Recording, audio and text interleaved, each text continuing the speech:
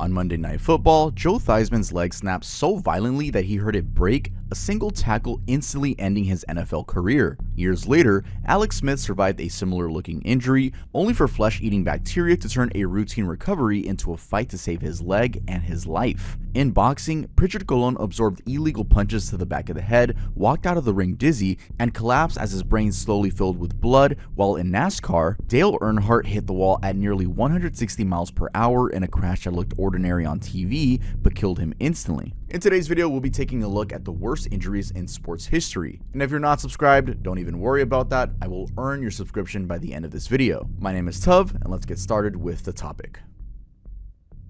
Joe Theismann, horrific and costly leg fracture.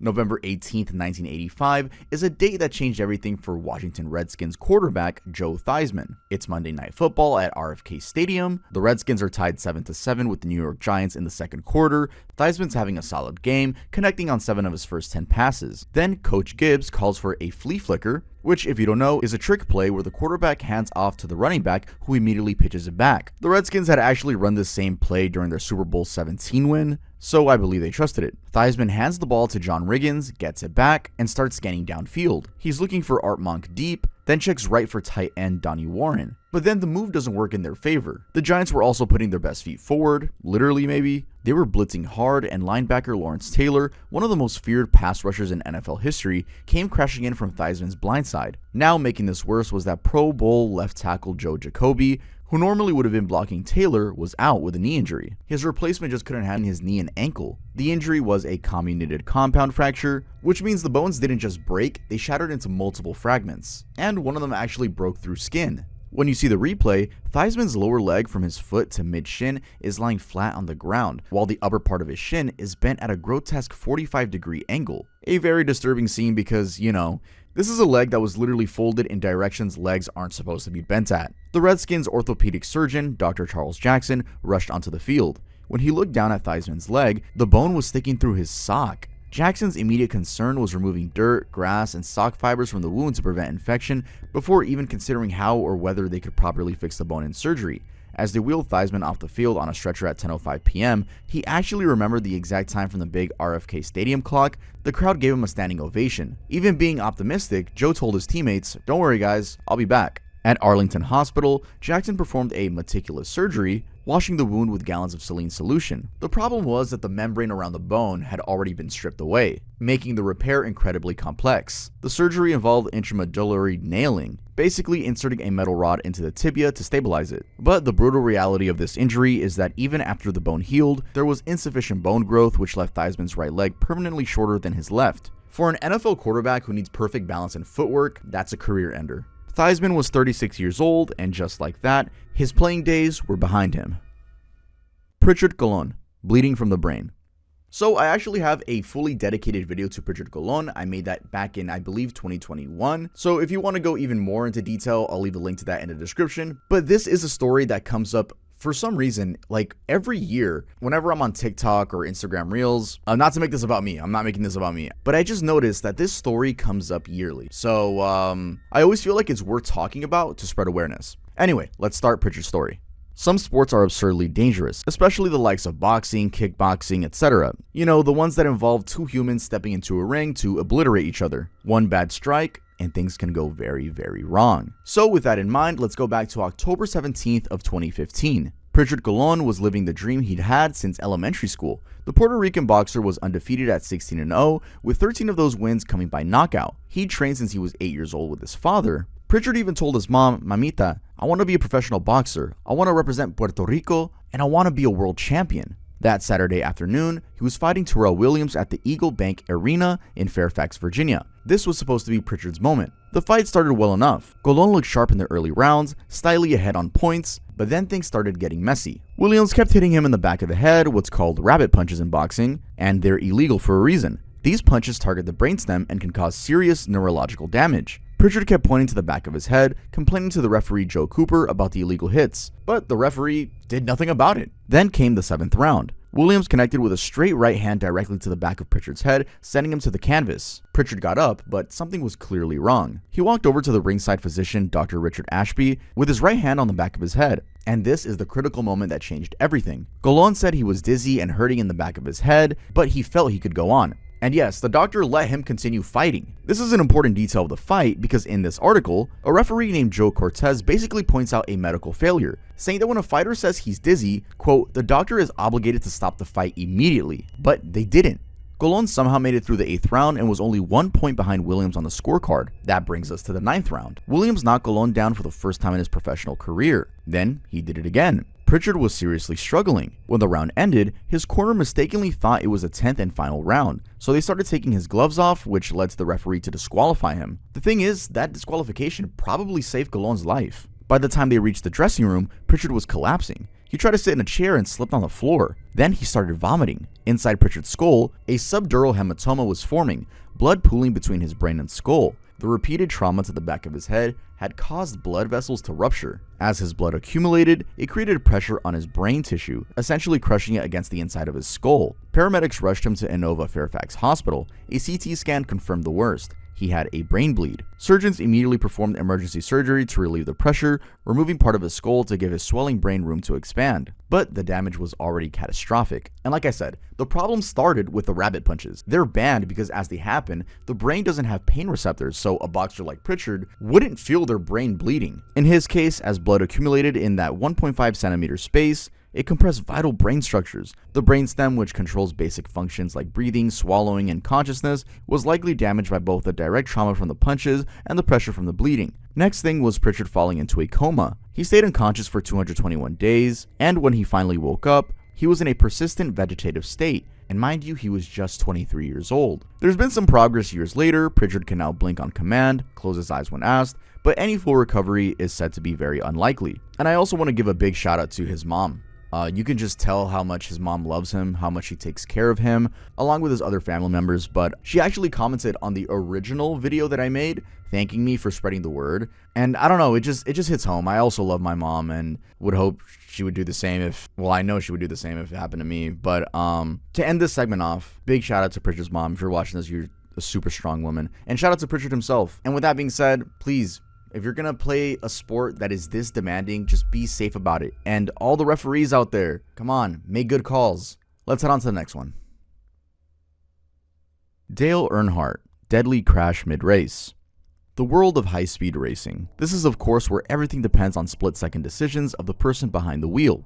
One of the biggest races in NASCAR, the Daytona 500, went down on February 18, 2001, and this particular year was massive. Fox Sports had just signed a $1 billion broadcast deal and the entire nation was tuned in. 17 million people watching at home. 150,000 fans packed into Daytona International Speedway. And right there in the thick of it was Dale Earnhardt Sr., a legend they called the Intimidator. He was a 7-time Winston Cup champion with 76 career wins. This 49-year-old from North Carolina was NASCAR royalty, known for his aggressive driving style that earned him that intimidating nickname. This day he was racing not just for himself, but protecting his own team's cars. Earnhardt had led for 17 laps and was doing what he did best, playing defense. With just 2 laps to go, he was running third, but he wasn't trying to win.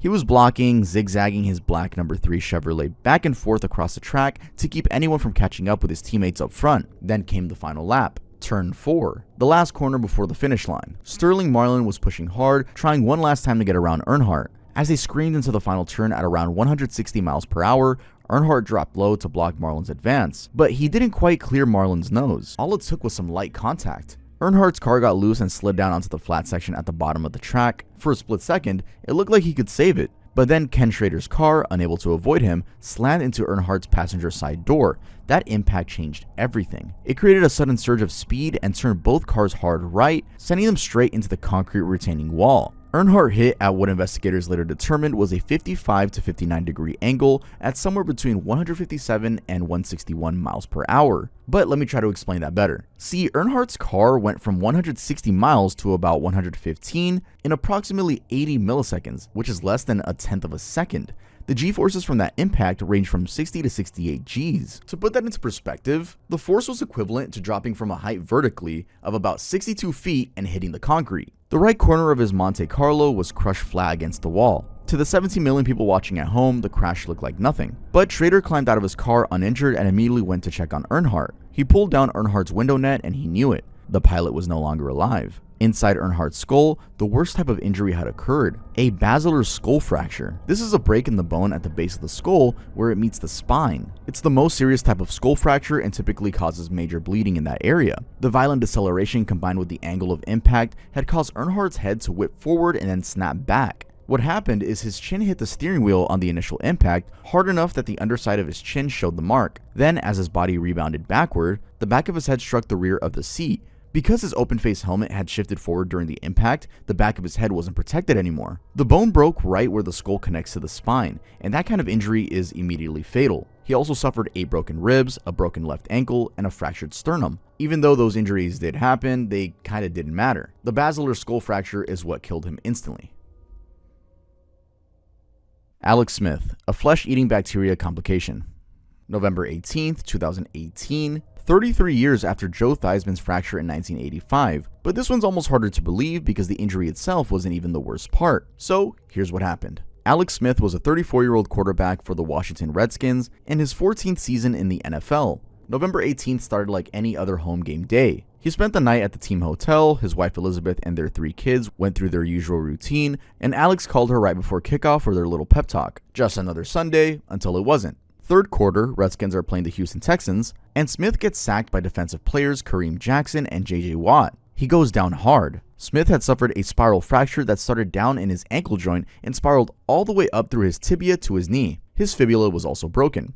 For context, tibia and fibula are the 2 bones running from the knee down to the ankle. Anyway, the injury was severe, but the doctors seemed optimistic. They put in 3 plates and over 20 screws and pins, and it went really well. They told him, quote, "You'll be in the hospital for 2 days, do a little rehab, and then you'll be on your way." But Tuesday came, and Smith still had a fever and significant pain. The doctor convinced him to stay 1 more night instead of going home, and thank God she did, because Wednesday night, everything went sideways. By midnight, Smith wasn't himself anymore. He was drifting in and out of consciousness. His fever was through the roof, blood pressure dropping. Doctors thought maybe it was a blood clot or pulmonary embolism. Test after test was done, and then they figured it out. He had an infection, and it was in his blood. He was septic. By Thursday morning, another doctor came in early. He unwrapped Smith's surgical bandages, and even though they just checked it hours earlier and everything had looked normal, by then his leg was black, so they rushed him back into surgery. When the doctors came out, they looked defeated. The infection had already spread through all his soft tissue.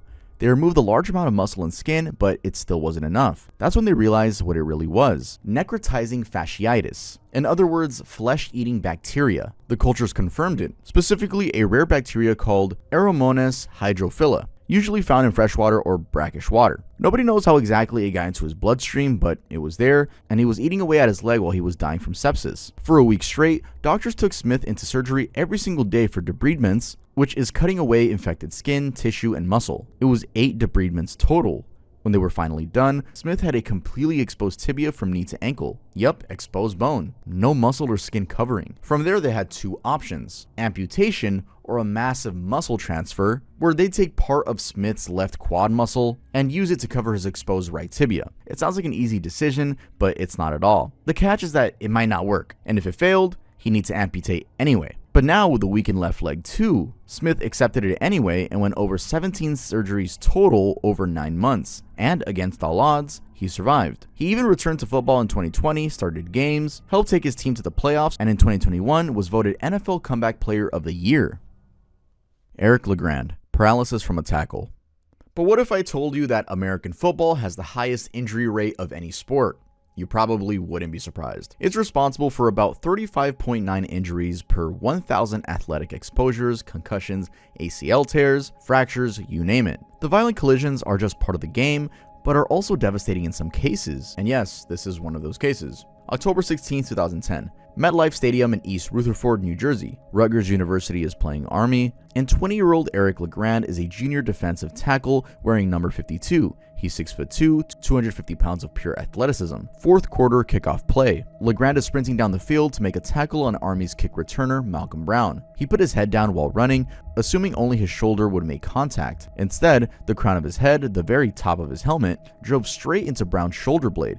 In football, leading with your head, especially the crown, turns your neck into a compression point that absorbs all the force of impact, so the collision was instantaneous. LeGrand was credited with the tackle, but he didn't get up. He couldn't. He lay on the ground for several minutes, unable to move anything except his head, unable to breathe on his own. As the medical team loaded him onto a gurney to cart him off the field, LeGrand tried to give the crowd a thumbs up, you know, the gesture that athletes do to show that they're okay, but he couldn't even lift his arm up. And let's talk about the diagnosis. He had fractured his C3 and C4 cervical vertebrae. That's high up in the neck, right below the base of the skull. He was paralyzed from the neck down. So yes, paralyzed, but why? How exactly does a broken spine paralyze you? The cervical spine has 7 vertebrae, right? Labeled C1 through C7. The higher up the injury, the more severe the paralysis. A C3 to C4 injury sits right in the danger zone where your spinal cord controls breathing, arm movement, and everything below. When those vertebrae fracture, the bone fragments or swelling can compress or sever the spinal cord, the bundle of nerves that carries signals between your brain and body. Once that connection is damaged or cut, the brain can't send movement signals down, and the body can't send sensation signals up. Everything below the injury point goes offline. For LeGrand, that meant he couldn't move his arms, couldn't move his legs, couldn't even breathe without help. So doctors put him on a ventilator immediately and told his mother Karen that he would likely need that breathing machine for the rest of his life. He had a 0 to 5% chance of ever walking again. Basically, they told him he'd never live a normal life again. But the next day, when LeGrand woke up, he managed to mouth 3 words to his mother: "I'll be back." 2 weeks after the injury, LeGrand was transferred to a rehabilitation facility and started proving everyone wrong almost immediately. By January of 2011, he was breathing completely on his own. By summer that same year, he had regained movement in his shoulders and sensation throughout his body, but more than 14 years later, he's still in a motorized wheelchair. Vince Coleman, strange tarp injury.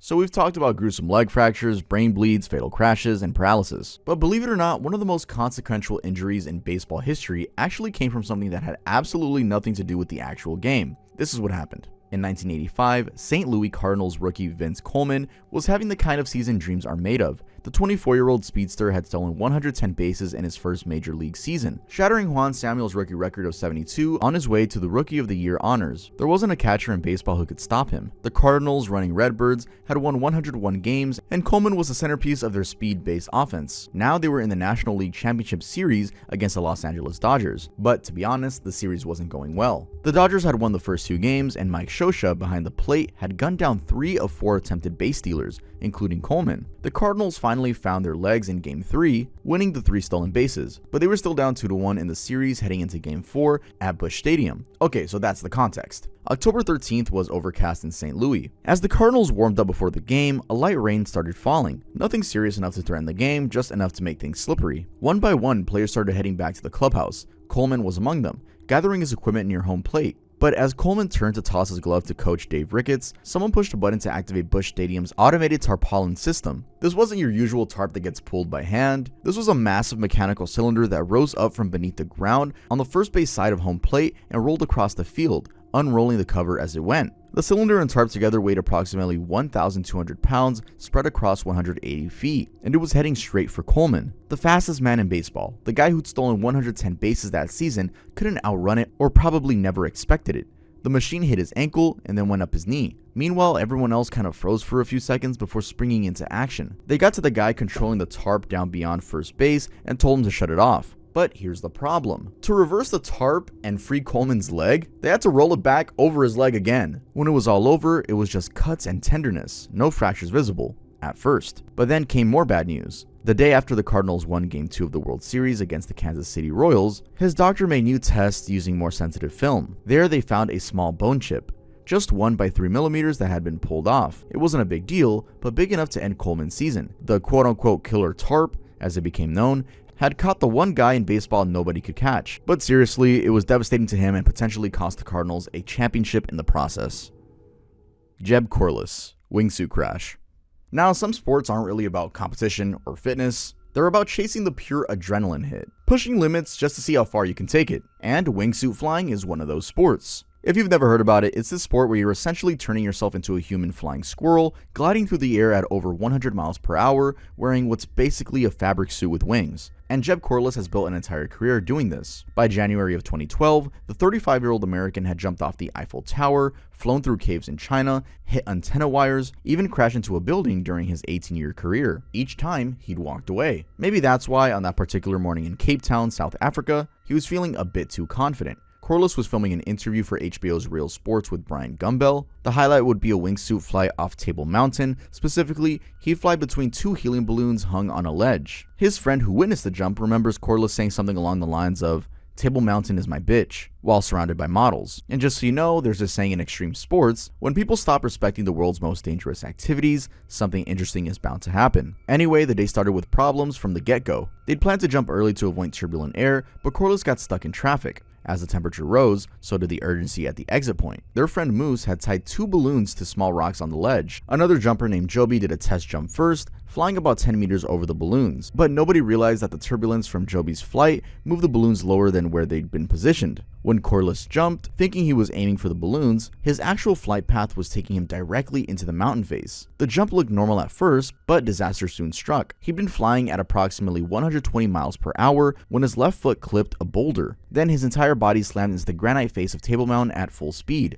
Silence and no body movement. Also, everybody assumed the parachute had come out on impact, which was clearly a grim sign. But somehow, incredibly, Corliss was alive. When the first rescuer reached him, Corliss was lying under a makeshift sun cover, bloody and battered but conscious. He had suffered a broken ankle, 3 broken toes, 6 broken ribs, a bruised lung, and a torn ACL that required reconstructive surgery. His left leg was essentially destroyed from the initial boulder impact. But did he leave the sport? Of course not. Just over a year later, in October of 2013, Corliss attempted what might be an even more dangerous stunt. Red Bull China asked him to fly his wingsuit through a narrow slot on Langshan Mountain outside Shanghai, a V-shaped crack that was 60 feet wide at the top but only 15 feet wide at the bottom, extending for the length of 3 football fields. He made it out alive. I guess the thrill just made it worth going back, even after almost dying. I don't know, you guys are gonna have to ask the man himself. If I had an accident, do it for any sport, I'm out for life. Hey, maybe I'm just boring, I don't know. Let's head on to the next one. Sarah Burke, fatal skiing crash.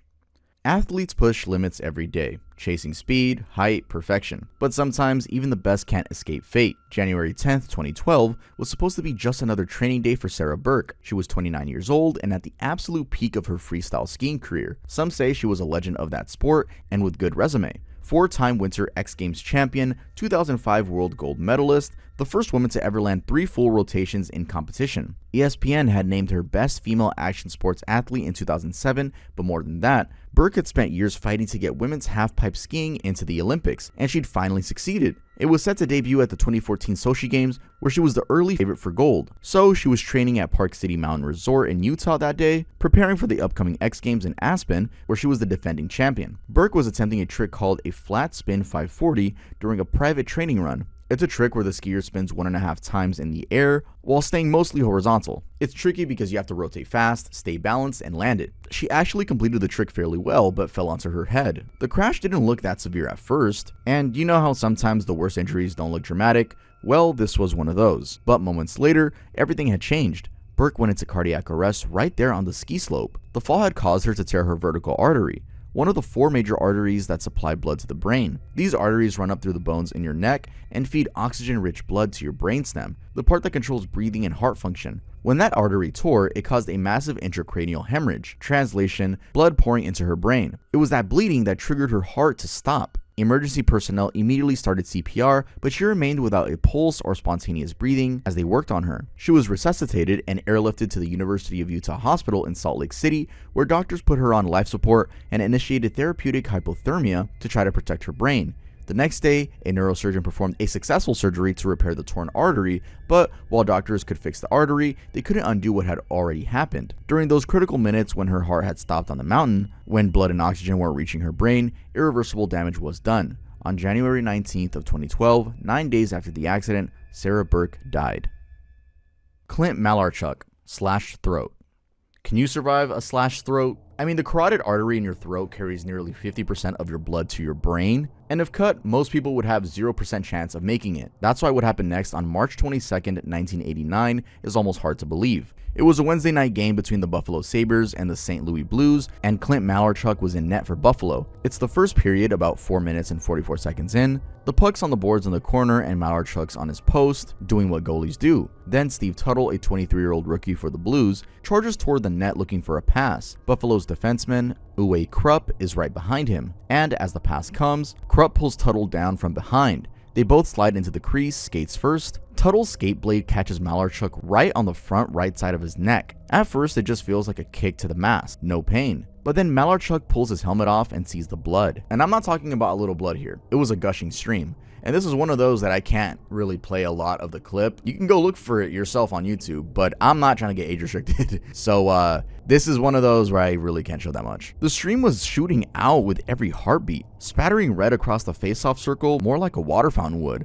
Turns out, Tuttle's skate had severed Malarchuk's carotid artery and partially cut his jugular vein. Remember, the carotid is the main highway that delivers blood to your brain, and when that gets cut, you've got minutes before you bleed out. Malarchuk knew it too. He grabbed his neck, trying to keep the blood in, but it just kept rushing between his fingers. Now, the only reason Malarchuk survived is because of one man, Jim Pizzutelli, the Sabres' athletic trainer. Pizzutelli was a combat medic veteran in Vietnam, a country where during his second week, he'd seen a decapitation. He'd handled the worst combat had to offer. So when he got to Malarchuk on the ice, he didn't panic. He grabbed Malarchuk's neck with both hands and literally pinched off the blood vessels, applying so much pressure that Malarchuk could barely breathe. They got him off the ice and into the trainer's room. The team doctor pressed a towel down on his throat with all his weight, letting up just enough for Malarchuk to breathe before the blood would spout out again. Malarchuk was convinced he was dying. By the time he was put in the ambulance, he had already lost 1.5 liters of blood. That's about a third of the blood in an adult's body. But he survived. It took doctors 300 stitches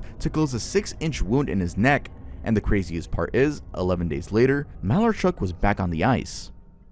Owen Hart, fatal wrestling fall.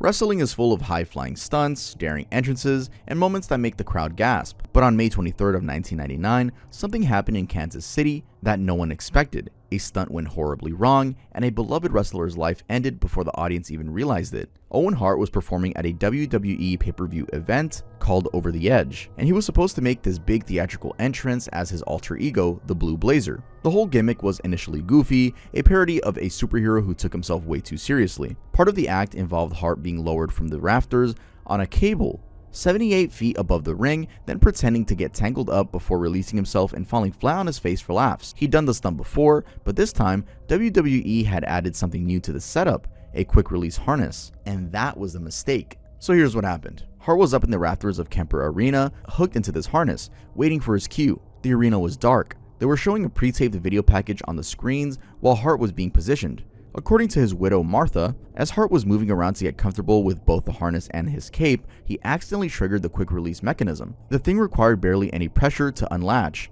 and just like that, Hart plummeted 78 feet. He fell chest first onto the top rope, missing the nearest turnbuckle by about a foot before landing on his back onto the mat. The impact was devastating. The force of hitting that rope from that height severed his aorta, which is the main artery that carries blood from your heart to the rest of your body. When your aorta ruptures like that, blood floods into your chest cavity and lungs almost immediately. You're looking at minutes before death, maybe less. It wasn't until the lights came back on that people realized that Hart was laying motionless in the ring. They tried multiple times to revive him, but the internal bleeding from the blunt force trauma was way too bad. But while doctors were noting the time of Hart's death, the show in the arena had went on as if nothing had happened. It wasn't until the event was over that they announced Owen Hart had died in front of everyone after the fall. Alright guys, that's going to be it for this video. If you enjoyed it, if you liked the way I told these stories, please give the video a like. I like the likes. And if you haven't subscribed, it would be awesome if you think I earned your subscription. I upload a bunch of morbid videos, and by the way, the videos are out on Spotify. If you want to watch the videos on Spotify, you can do that. I've been seeing the analytics. A lot of you are watching them over there, and I appreciate it. But yeah, the link to that is in the description. It's going to be in the description of all my videos moving forward. And with that being said, I will see you guys next time I upload.